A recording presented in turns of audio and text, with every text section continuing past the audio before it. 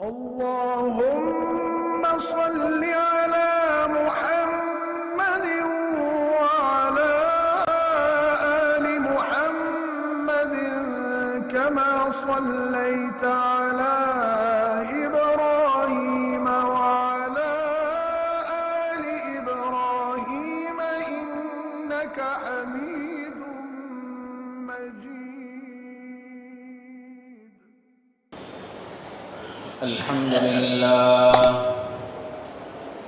الحمد لله نحمده ونستعينه ونستغفره ونؤمن به ونتوكل عليه ونعوذ بالله من شرور أنفسنا ومن سيئات أعمالنا. من يهده الله فلا مضل له ومن يضلله فلا هادي له. ونشهد أن لا إله إلا الله وحده لا شريك له. ونشهد أن سيدنا ونبينا ومولانا محمدًا عبده ورسوله صلى الله تعالى عليه وعلى آله وصحبه وبارك وسلم تسليما كثيرا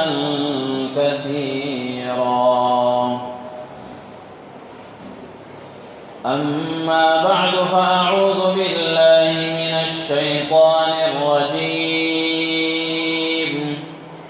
بسم الله الرحمن الرحيم.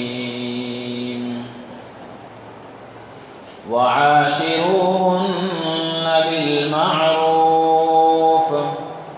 صدق الله مولانا العظيم. وقال رسول الله صلى الله عليه وسلم: إذا صلت المرأة خمسها وصامت شهرها وحفظت فرجها وأطاعت زوجها قيل لها ادخل الجنة من أي أبواب الجنة شئت. وقال عليه الصلاة والسلام: اثنان لا تجاوز صلاتهما رؤوسهما: عبد أبق من مواليه حتى يرجع، وامرأة عصت زوجها حتى ترجع، أو كما قال عليه الصلاة والسلام.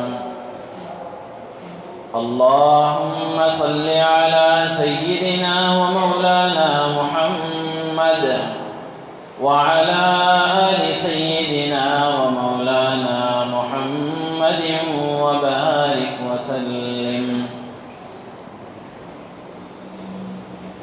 ہر قسم کی حمد و ثنا، ہر قسم کی بڑائی کبریائی، بادشاہی شہنشاہی، تنہائی یکتائی اس اللہ وحدہ لا شریک لہ کے لیے سزاوار ہے جس نے ہم تمام کو اپنے کرم سے اپنے گھر میں جمع ہو کر دین کی بات سننے کی توفیق عطا فرمائی۔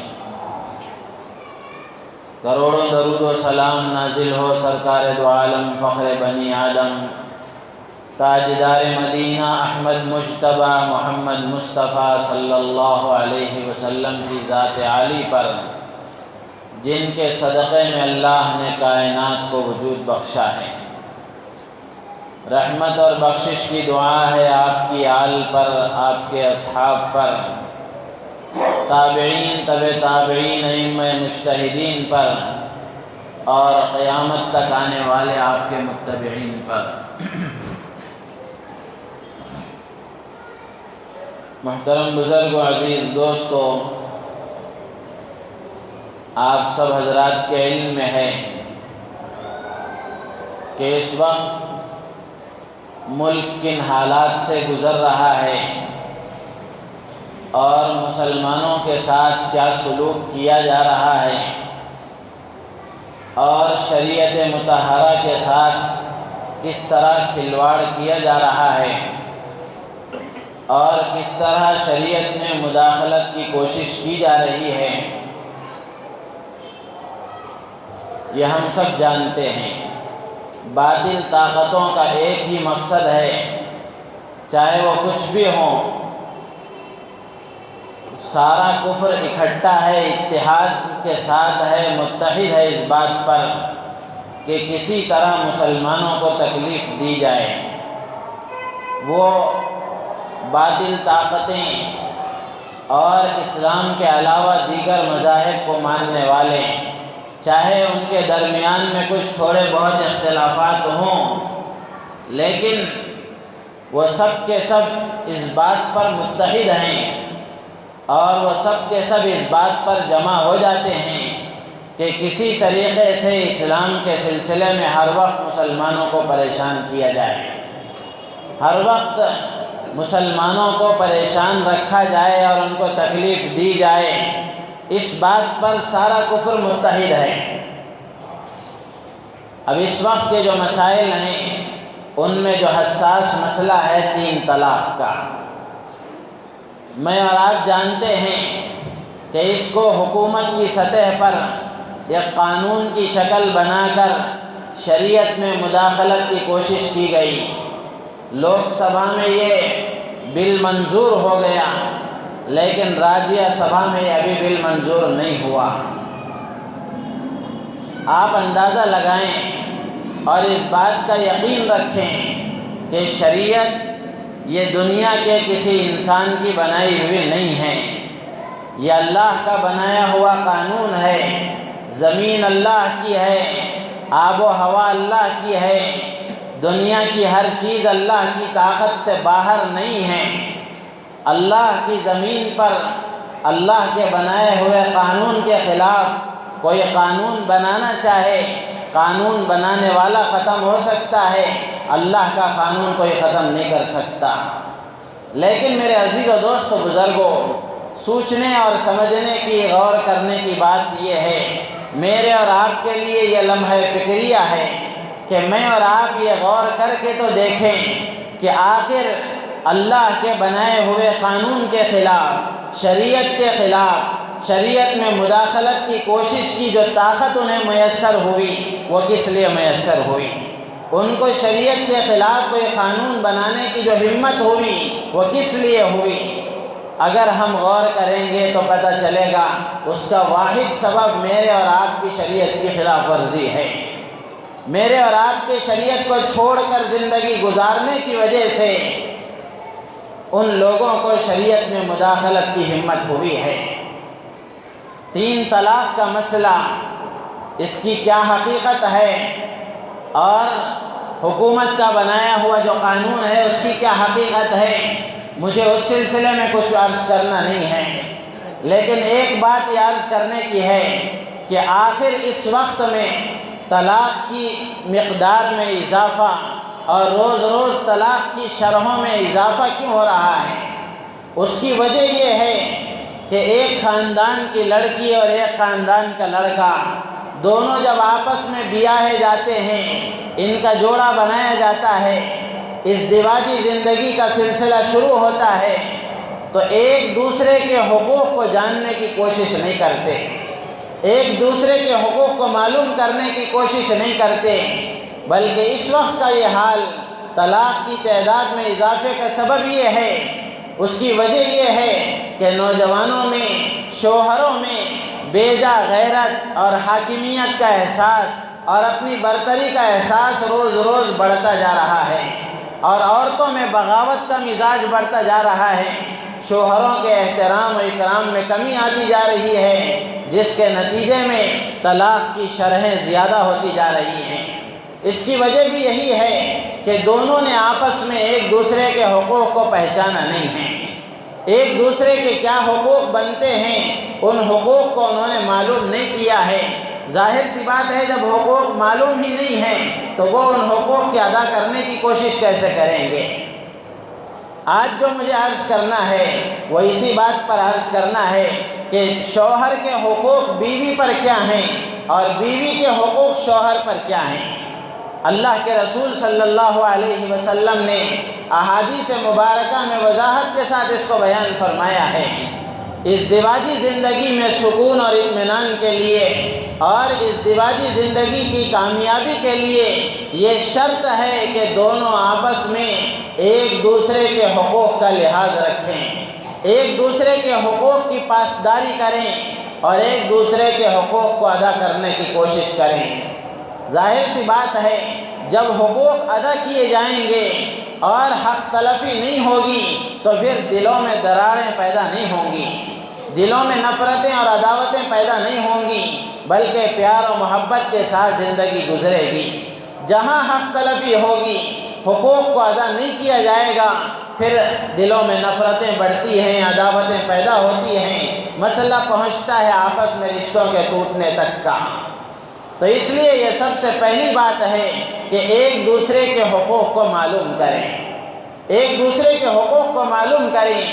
ایسا نہیں ہے کہ اللہ کے پیارے رسول صلی اللہ علیہ وسلم نے اس سلسلے میں ہماری کوئی رہنمائی نہ فرمائی ہو، بلکہ بڑی وضاحت کے ساتھ اللہ کے رسول صلی اللہ علیہ وسلم نے احادیث مبارکہ میں دونوں کے حقوق بیان فرمائے ہیں۔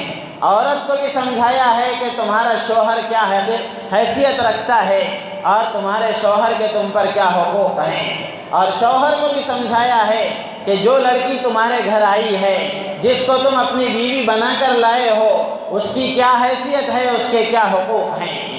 اللہ کے پیارے رسول صلی اللہ علیہ وسلم نے اس کو وضاحت کے ساتھ بیان فرمایا ہے۔ اس جمعہ شوہر کے بیوی پر کیا حقوق ہیں اس کو عرض کرنے کا ارادہ ہے۔ اللہ کے رسول صلی اللہ علیہ وسلم نے احادیث مبارکہ میں ارشاد فرمایا کہ عورت پر اپنے شوہر کا یہ پہلا حق ہے کہ عورت اپنے شوہر کی خدمت کرے، عورت اپنے شوہر کی خدمت کرے۔ عرف عام میں بھی اور دستور کے مطابق بھی شوہر کی خدمت کرنا یہ عورت پر شوہر کا حق ہے۔ روایتوں میں آتا ہے حضرت حسین ابن محسن رضی اللہ تعالیٰ عنہ روایت کرتے ہیں کہ ان کی پھوپھی رسول اللہ صلی اللہ علیہ وسلم کی خدمت میں حاضر ہوئی، جس ضرورت کے لیے وہ حاضر ہوئی تھی، جس مقصد کے لیے وہ خدمت میں آئی تھی، جب وہ ضرورت پوری ہو گئی، جب وہ واپس جانے کے لیے تیار تھی، رسول اللہ صلی اللہ علیہ وسلم نے ان سے سوال فرمایا اور پوچھا کیا تمہارے شوہر ہیں؟ وہ کہنے لگی نعم یا رسول اللہ، ہاں میرے شوہر موجود ہیں۔ اللہ کے رسول صلی اللہ علیہ وسلم نے ان سے فرمایا کہ تم ان کے ساتھ کیسا سلوک کرتی ہو؟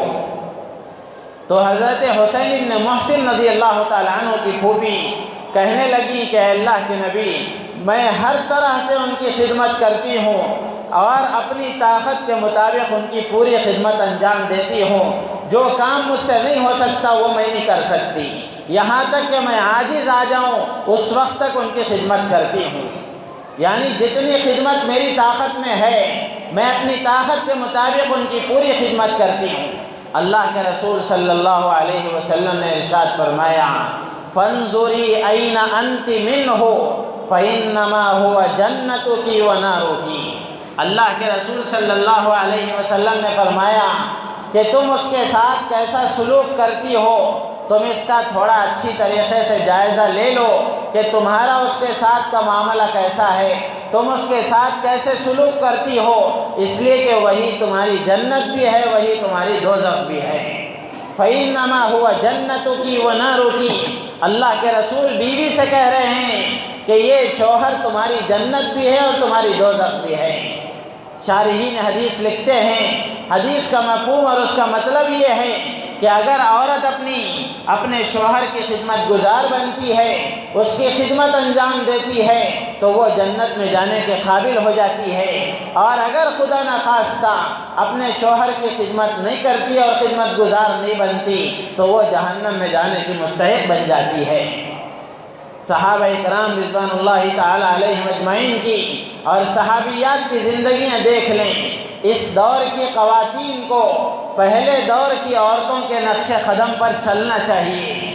اس دور کی عورتیں اگر پہلے عورتوں کی نقش قدم پر چلیں گی تو اندازہ ہوگا کہ پہلے کی عورتیں اپنے شوہروں کی خدمت کیا کرتی تھیں اور پورے طریقے سے ان کی خدمت میں کسی طرح کی کوئی کوتاہی نہیں کرتی تھی۔ حضرت فاطمہ رضی اللہ تعالی عنہ حضور اکرم صلی اللہ علیہ وسلم کی لخت جگر، آپ کی صاحبزادی اور بیٹی، جن کے بارے میں اللہ کے نبی نے فرمایا سیدۃ نساء اہل الجنہ، کہ فاطمہ جنتی عورتوں کی سردار ہے، اتنا اونچا مقام ہے، لیکن اس کے باوجود بھی حضرت فاطمہ اپنے شوہر حضرت علی رضی اللہ تعالیٰ عنہ کی خدمت کیا کرتی تھی۔ اور گھر کے کام و کاج میں مشقت کا، محنت کا عالم تو یہ تھا کہ چکی پیس پیس کر ہاتھوں میں چھالے پڑ جاتے تھے۔ ایک مرتبہ رسول اللہ صلی اللہ علیہ وسلم کی خدمت میں کچھ قیدی آئے، حضرت فاطمہ کو معلوم ہوا کہ آپ کی خدمت میں کچھ قیدی آئے ہیں، تو حضرت فاطمہ اس خیال سے کہ جا کر ایک خادم اپنے ابا سے مانگ کر لے آؤں، اس نیت اور ارادے کے ساتھ رسول اللہ صلی اللہ علیہ وسلم کی خدمت میں آئی اور گھر تشریف لائیں۔ آپ گھر میں نہیں تھے، موجود نہیں تھے۔ پھر اس کے بعد حضرت فاطمہ رضی اللہ تعالیٰ عنہ نے جب دیکھا کہ ابا گھر میں موجود نہیں ہیں، وہ واپس چلی گئی۔ جب اللہ کے رسول گھر تشریف لائے، حضرت عائشہ صدیقہ رضی اللہ تعالیٰ عنہ نے بتایا کہ فاطمہ اس ارادے کے ساتھ آئی تھی کہ آپ سے خادم مانگ کر لے جائیں۔ اللہ کے رسول صلی اللہ علیہ وسلم حضرت فاطمہ رضی اللہ تعالیٰ عنہ کے گھر تشریف لے گئے اور جا کر حضرت فاطمہ اور حضرت علی دونوں سے خطاب کر کے فرمایا کہ کیا میں تمہیں ایسے کوئی نسخہ بتاؤں، ایسا کوئی طریقہ بتاؤں جو تمہارے لیے خادم سے بھی بہتر ہو، ایسا کوئی وظیفہ بتاؤں جو تمہارے لیے خادم سے بھی بہتر ہو؟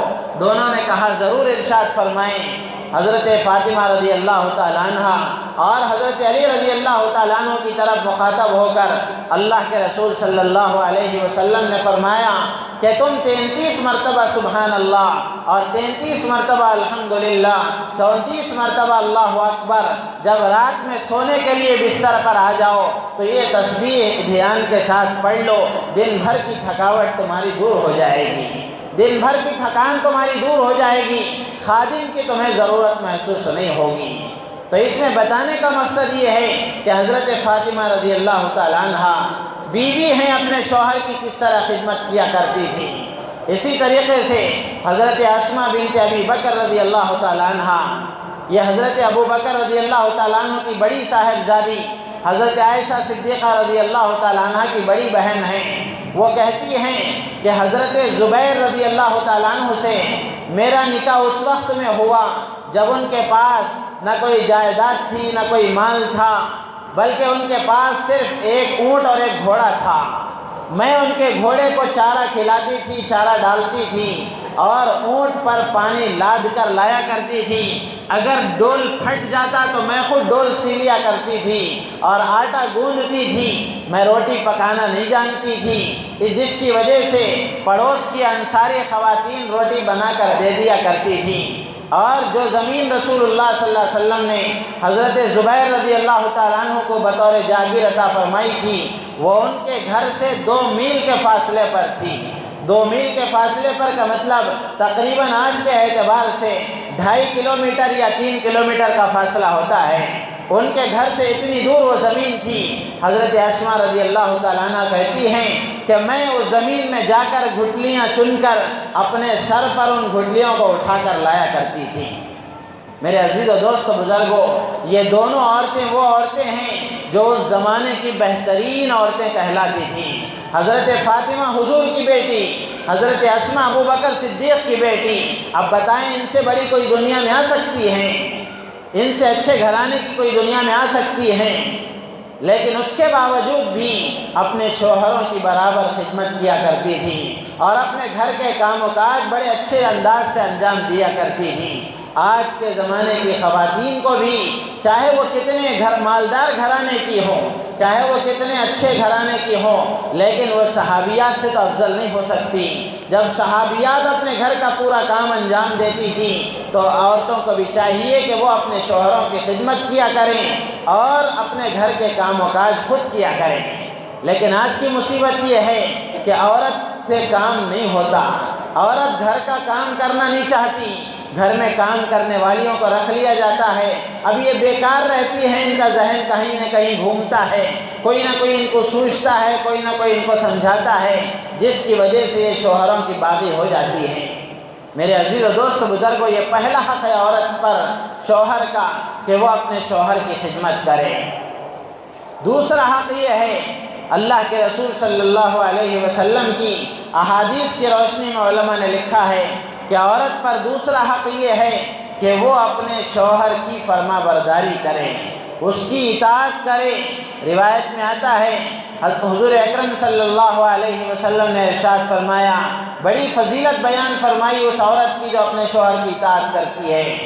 حضور اکرم صلی اللہ علیہ وسلم فرماتے ہیں، اذا صلت المرأة خمسها وصامت شهرها وحفظت فرجها وأطاعت زوجها قيل لها ادخل الجنة من أي أبواب الجنة شئت۔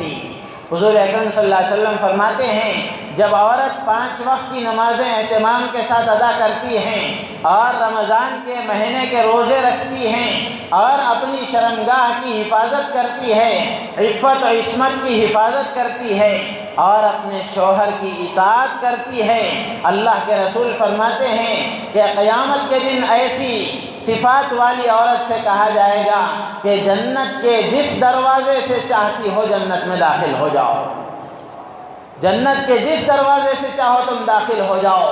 اللہ کے رسول صلی اللہ علیہ وسلم نے اس میں ایک بات یہ فرمائی کہ عورتیں نماز کا اہتمام کریں، روزوں کا اہتمام کریں، اپنی عفت و عصمت کا اہتمام کریں اور اپنی شوہر کی اطاعت کریں۔ یہ 4 باتیں جس عورت کے اندر ہوں گی، اللہ کے رسول فرماتے ہیں قیامت میں ایسی صفات والی عورت سے کہا جائے گا کہ جنت کے جس دروازے سے چاہے تم داخل ہو جاؤ۔ عورت اگر شوہر کی اطاعت کرتی ہے تو اتنی فضیلت کی حامل بن جاتی ہے۔ ایک اور روایت میں آتا ہے، حضرت ابو ہریرہ رضی اللہ تعالیٰ عنہ راوی ہیں، اللہ کے رسول صلی اللہ علیہ وسلم سے پوچھا گیا کہ اے اللہ کے رسول، عورتوں میں سب سے افضل، سب سے اچھی عورت کون ہے؟ اللہ کے رسول صلی اللہ علیہ وسلم نے فرمایا، التی تسرہ اذا نظر وتطیعہ اذا امر ولا تخالفہ فی نفسها ومالها بما یکرہ۔ اللہ کے رسول صلی اللہ علیہ وسلم نے فرمایا، اچھی اور افضل عورت یہ ہے کہ جب اس کا شوہر اس پر نظر ڈالے تو اس کو خوش کر دے، یعنی بیوی پر جب شوہر کی نظر پڑے تو شوہر کی نظر ڈالنے پر بیوی اس کو خوش کر دے، یہ اچھی عورت کہلاتی ہے۔ وَتُطِيعُهُ إِذَا أَمَرَ، جب شوہر کسی بات کا حکم دے تو عورت اس کی فرما برداری کرے۔ وَلَا تُخَالِفُهُ فِي نَفْسِهَا وَمَالِهَا بِمَا يَكْرَهُ، اپنے آپ کے سلسلے میں، اپنے نفس کے سلسلے میں اور شوہر کے مال کے سلسلے میں کوئی ایسی حرکت نہ کرے، کوئی ایسا کام نہ کرے جو اپنے شوہر کو ناپسند ہو۔ یہ 3 چیزیں اگر کسی کے اندر ہیں تو وہ اچھی عورت کہلاتی ہے۔ ایک اور روایت میں اللہ کے رسول فرماتے ہیں، اثنان لا تجاوز صلاتهما رؤوسهما۔ علماء نے لکھا ہے کہ شوہر کی نافرمانی کرنا اور شوہر کی بات کو نہ ماننا یہ گناہ کبیرہ ہے اور بڑا گناہ ہے۔ اللہ کے رسول صلی اللہ علیہ وسلم نے تو یہاں تک فرمایا، جو عورت اپنے شوہر کی فرما برداری نہیں کرتی اس کی ایک نماز بھی اللہ کے ہاں قبول نہیں ہوتی۔ اثنان لا تجاوز صلاتهما رؤوسهما، 2 قسم کے آدمی ایسے ہیں جن کی نماز ان کے سروں سے اوپر نہیں اٹھتی، ان کے سروں سے اوپر نہیں جاتی، یعنی ان کی نمازیں اللہ کے ہاں قبول نہیں ہوتی۔ عبد ابق من موالیہ حتی یرجع، پہلا آدمی، پہلا شخص وہ ہے جو ایسا بھگوڑا غلام جو اپنے آقا کے پاس سے بھاگ جائے، جب تک وہ اپنے آقا کے پاس واپس نہیں آئے گا اس وقت تک اللہ کے ہاں اس کی نمازوں کا کوئی اعتبار نہیں ہے۔ دوسرا کون ہے؟ اللہ کے رسول فرماتے ہیں وَإِمْرَأَةٌ عَصَتْ زَوْجَهَا حَتَّى تَرْجِعَ، اور دوسری وہ عورت ہے جو اپنے شوہر کی نافرمانی کرے، اس وقت تک اللہ کے ہاں اس کی ایک نماز بھی قبول نہیں ہوگی جب تک وہ دوبارہ فرما بردار نہ بن جائے۔ تو میرے عزیز و دوست و بزرگوں، یہ دوسرا حق ہے شوہر کا بیوی پر کہ وہ بیوی اپنے شوہر کی اطاعت کرے، فرما برداری کرے۔ تیسرا حق علماء نے لکھا ہے کہ بیوی پر شوہر کا تیسرا حق یہ ہے کہ بیوی اپنے شوہر کی اجازت کے بغیر نفل روزہ بھی نہ رکھے۔ فرض روزوں میں تو کسی کی اطاعت اور اجازت کی ضرورت نہیں ہے، وہ تو اللہ کا حق ہے، وہ پورا ہو کر رہے گا، اس کو کسی حال میں پورا کرنا چاہیے۔ نفل روزوں کے سلسلے میں اللہ کے رسول نے فرمایا لا يحل للمرأة ان تصوم وزوجها شاهد الا باذنه۔ اللہ کے رسول صلی اللہ علیہ وسلم فرماتے ہیں عورت کے لیے جائز نہیں ہے کہ وہ روزہ رکھے جبکہ اس کا شوہر موجود ہو مگر اس کی اجازت کے ساتھ۔ عورت کا شوہر اگر موجود ہے تو اس کی شوہر کی اجازت کے بغیر وہ روزہ نہ رکھے۔ یہ بات اللہ کے رسول نے کیوں ارشاد فرمائی؟ اس لیے ارشاد فرمائی ہو سکتا ہے، ممکن ہے کہ شوہر کو اس کی بیوی کی ضرورت ہو اور وہ روزے سے ہو تو وہ اس کو استعمال نہیں کر سکتا، وہ اس کے ساتھ اپنی ضرورت پوری نہیں کر سکتا۔ روایتوں میں آتا ہے حضرت عائشہ صدیقہ رضی اللہ تعالیٰ عنہ کی باری ہوتی، رسول اللہ صلی اللہ علیہ وسلم گھر میں تشریف فرما ہوتے، رات کا وقت ہوتا، اللہ کے رسول صلی اللہ علیہ وسلم بھی اس کا اہتمام فرمایا کرتے تھے اور حضرت عائشہ سے بھی پوچھ لیا کرتے تھے کہ میری تمہیں ضرورت ہے؟ حضرت عائشہ کہتی ہیں ضرورت نہیں ہے، تو حضور اکرم صلی اللہ علیہ وسلم عبادت کے لیے تشریف لے جایا کرتے تھے۔ یعنی اتنا ایک دوسرے کا خیال رکھنا ازدواجی زندگی کی کامیابی کے لیے ضروری ہے۔ اللہ کے رسول نے یہاں تک ارشاد فرمایا کہ نفل روزہ بھی اگر رکھنا ہے اپنے شوہر کی اجازت کے بغیر نہ رکھیں، اپنے شوہر کی اجازت کے بغیر نہ رکھیں، تاکہ دونوں کی زندگی میں کچھ کرواہٹ پیدا ہو جائے، دونوں کی زندگی میں کچھ ترشروئی پیدا ہو جائے، ایسا نہ ہو۔ اللہ کے رسول نے اس کے لیے منع فرمایا۔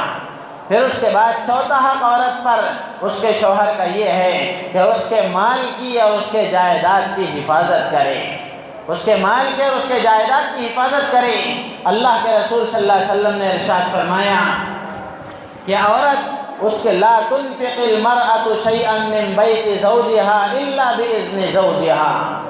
اللہ کے رسول صلی اللہ علیہ وسلم فرماتے ہیں کہ عورت کے لیے یہ جائز نہیں ہے کہ عورت کی شوہر کی اجازت کے بغیر وہ شوہر کے مال میں تصرف کرے، اس کی جائیداد میں تصرف کرے، اس کی اجازت نہیں ہے۔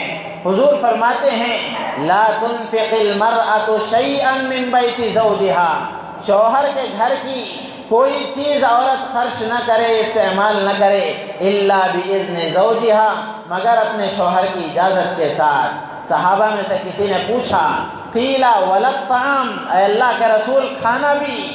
اللہ کے رسول صلی اللہ علیہ وسلم نے فرمایا ذاک افضل اموالنا، وہ تو مالوں میں سب سے افضل چیز ہے، اس کے سلسلے میں تو بدرجہ اولیٰ اجازت لینا چاہیے۔ میرے عزیز و دوست و بزرگوں، اللہ کے رسول صلی اللہ علیہ وسلم نے اس طرح یہ حقوق بتائے ہیں، اگر ان حقوق کی پاسداری ہوگی، ان حقوق کی رعایت ہوگی، ان حقوق کا لحاظ رکھا جائے گا، آپ خود اندازہ لگا لیں کہ دونوں کے درمیان میں کوئی ناچاقی اور نااتفاقی پیدا ہو سکتی ہے، کسی قسم کی کوئی ناراضگی پیدا ہو سکتی ہے؟ ہرگز پیدا نہیں ہو سکتی۔ آپس میں نا اتفاقیاں، آپس میں ناچاقیاں اسی لیے پیدا ہوتی ہیں کہ ایک دوسرے کا حق ادا نہیں ہوتا، ایک دوسرے کا حق ادا نہیں ہوتا۔ میرے عزیز دوست و بزرگوں، اللہ کے رسول صلی اللہ علیہ وسلم نے احادیث مبارکہ میں اس کو وضاحت کے ساتھ بیان فرمایا ہے۔ شرط یہ ہے کہ مسلمان ان کو معلوم کرنے کی کوشش کریں، معلوم کرنے کی کوشش کریں۔ نکاح سے پہلے، ازدواجی زندگی کے سلسلے کے شروع ہونے سے پہلے آدمی کی ذمہ داری ہے کہ وہ معلوم کرے گی کہ آگے کی زندگی مجھے کیسے گزارنا ہے، آگے کی زندگی مجھے کیسے حل کرنا ہے، اس کو معلوم کرنے کی کوشش کریں۔ لیکن آپ خود اندازہ لگا لیں کہ آج کے نوجوان کے پاس اتنا وقت ہے کہ وہ شادی سے پہلے ان چیزوں کو معلوم کریں۔ میرے عزیز و دوست بزرگوں، یہ نامعلوم کرنے کی وجہ سے اور شریعت کے مطابق زندگی گزارنے کا علم نہ ہونے کی وجہ سے جب منمانی کے ساتھ زندگی گزرتی ہے، شوہروں میں حاکمیت کا بیجا جذبہ ابھرتا ہے، عورتوں میں بغاوت کے جذبات ابھرتے ہیں، یہ نا اتفاقیاں عروج تک پہنچ کر ان کا سلسلہ طلاق تک پہنچتا ہے۔ اگر ہم یہ حقوق ادا کرتے رہیں گے، ایک دوسرے کے حقوق کو سمجھ کر ایک دوسرے کے حقوق کو اگر ادا کرتے رہیں گے، نوبت وہاں تک نہیں پہنچتی۔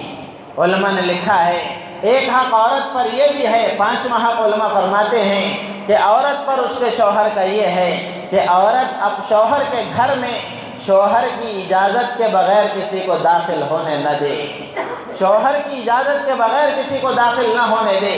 اللہ کے رسول صلی اللہ علیہ وسلم حدیث میں فرماتے ہیں لا تأذن فی بیتہ الا بإذنہ، شوہر کے گھر میں شوہر کی اجازت کے بغیر کسی کو داخل نہ ہونے دے۔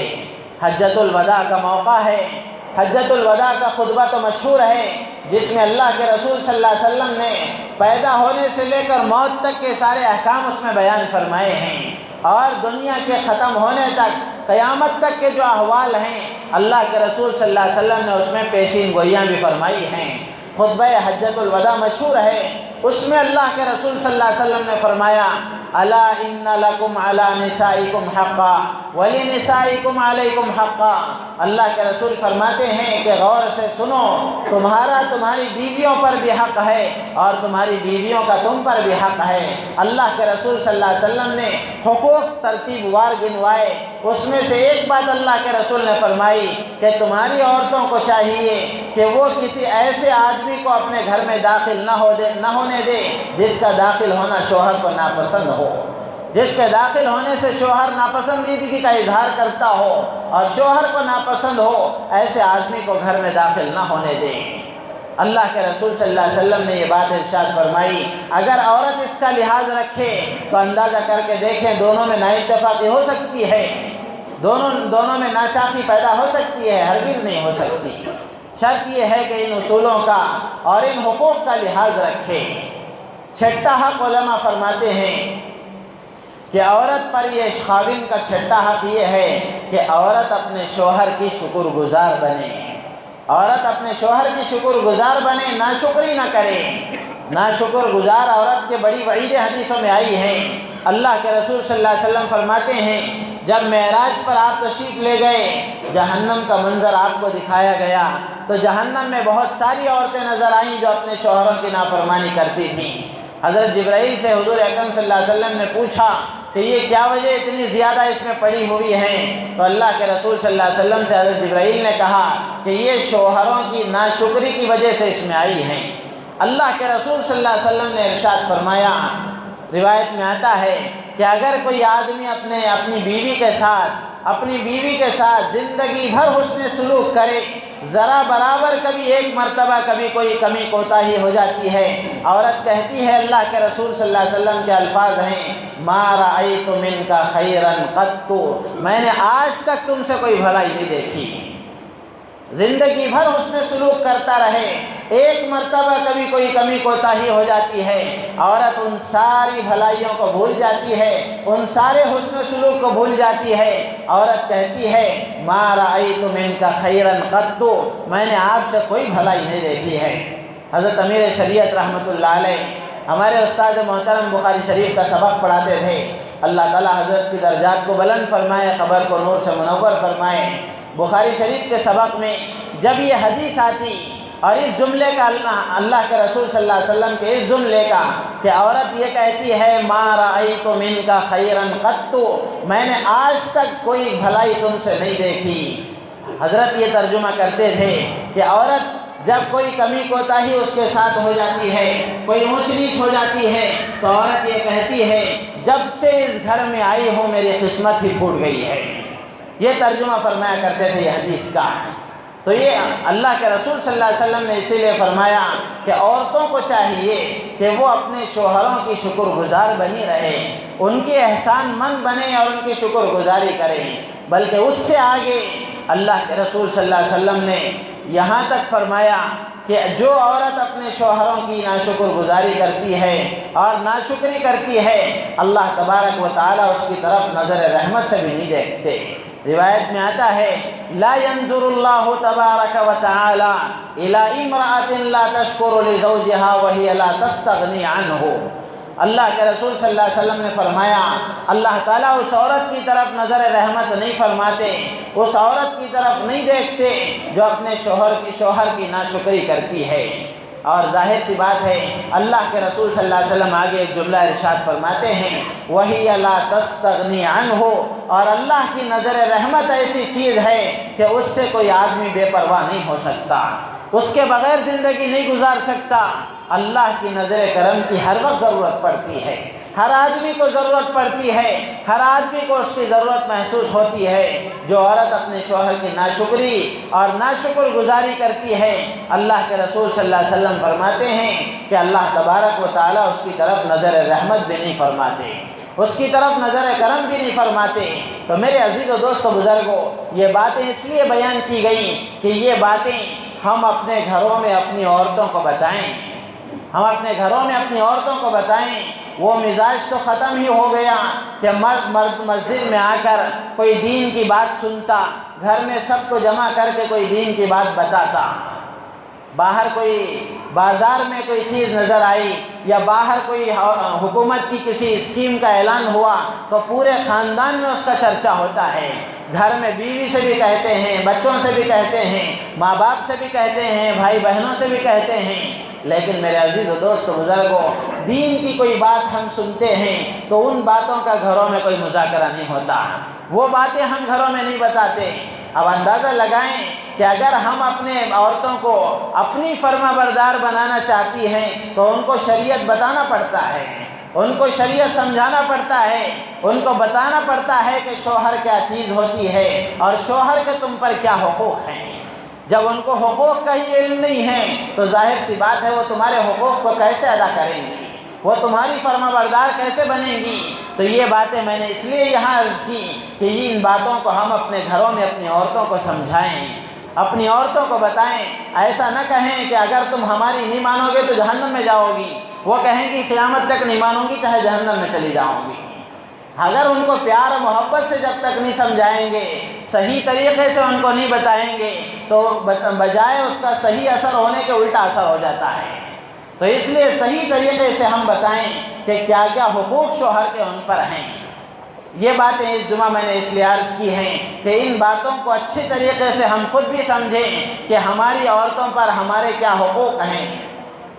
ان کو اگر سمجھیں گے تو عورتوں سے بدگمان نہیں ہوں گے، عورتوں سے بدگمان نہیں ہوں گے اور عورتوں پر بیجا زبردستی نہیں کریں گے۔ اگر یہ باتیں ہماری سمجھ میں نہیں آئیں گی تو پھر ہم عورتوں سے کچھ اور توقع اور کچھ امید رکھتے ہیں، عورتیں اگر ان کی پابند نہیں ہوتی تو پھر دونوں کے درمیان میں نا اتفاقیاں پیدا ہو جاتی ہیں، دونوں کے درمیان میں ناراضگی پیدا ہو جاتی ہے، دو دل جڑنے کے بجائے دو دل ٹوٹنا شروع ہو جاتے ہیں۔ تو میرے عزیز و دوست و بزرگوں، اس جمعہ یہ باتیں اپنے ذہنوں میں اچھی طریقے سے بٹھا کر اپنے گھروں میں اس کا مذاکرہ کریں اور اپنے گھروں میں ان باتوں کو اچھے طریقے سے سمجھائیں۔ انشاءاللہ اگلی جمعہ شوہر پر عورت کے کیا حقوق ہیں، بیوی کے عورت شوہر پر کیا حقوق ہیں، تفصیل کے ساتھ اگلی جمعہ اس کو عرض کیا جائے گا۔ اللہ تعالیٰ سے دعا ہے اللہ تبارک و تعالیٰ ہم تمام کو ان باتوں پر عمل کی توفیق عطا فرمائے، اس ازدواجی زندگی شریعت کے مطابق، سنت کے مطابق صحیح طریقے سے گزارنا ہم سب کے لیے آسان فرمائے، ہماری نیتوں میں اخلاص پیدا فرمائے۔ آمین وآخر دعوانا الحمدللہ رب العالمین۔